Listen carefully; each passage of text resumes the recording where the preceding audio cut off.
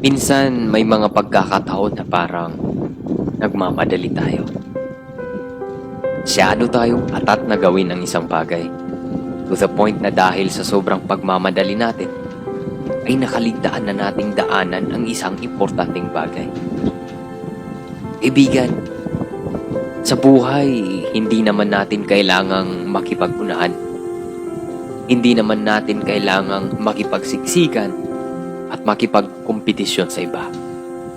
Dahil ang buhay ay hindi naman karera.